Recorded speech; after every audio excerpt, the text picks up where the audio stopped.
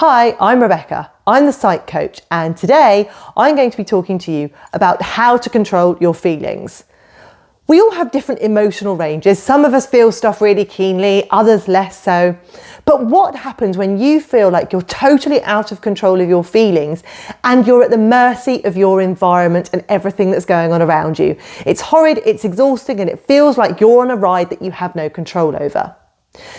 Cognitive Behaviour Therapy suggests that the way we think and the way we behave heavily influences how we feel. So I'm going to give you 5 tips taken from CBT to help you control your feelings when you're feeling overwhelmed. So listen up. Tip number 1 is we have a choice about our perception. Now that may seem controversial because of course if you're going through adversity or indeed significant adversity, it can almost be a bit insulting for someone to say, well, if you change your perception on it, you'll feel differently. But the reality is we have a choice about how we view situations. We can view things as absolutely horrific and inconceivable and unbearable, and that will ramp up how we feel. We can also choose to recognise in situations that they might be really horrid and really terrible to have to deal with, but that they are manageable.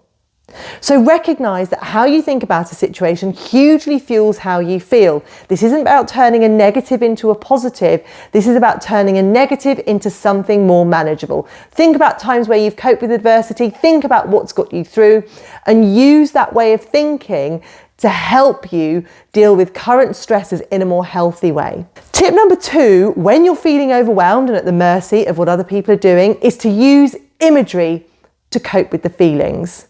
Imagery can be things like waves. Waves come, they reach their peak and they go back down again. And that's the same as our emotions.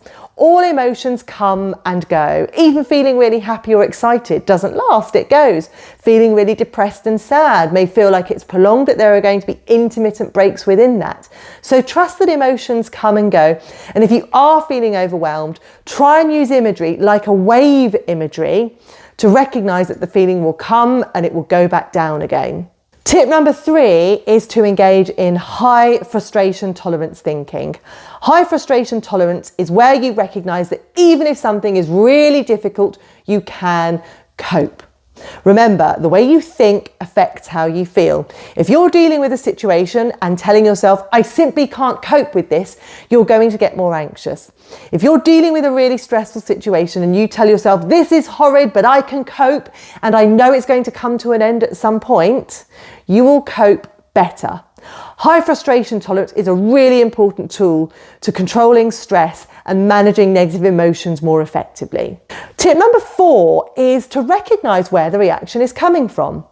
Maybe you're dealing with a difficult situation or you're feeling really overwhelmed, but maybe your reaction is disproportionate. Maybe you're finding it really strange that you're having such a strong reaction to something that probably doesn't warrant that level of a reaction.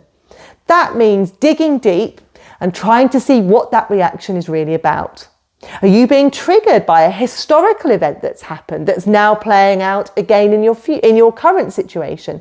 Are you being triggered by a pattern that you were used to dealing with when you were a child that you found quite overwhelming? If you can work out in that situation where your really intense reaction is coming from, it can go some way to reducing the intensity of it.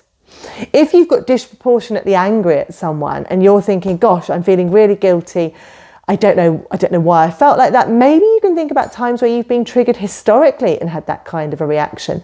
Maybe you can then think, okay, I know what this is about. This wasn't about the person that's in front of me that I was talking to, but actually this was about some unresolved anger from my past. This was about a communication pattern I had with a parent or a sibling when I was younger, where I've got deep-seated frustration about that. It's not the fault of the person in front of me.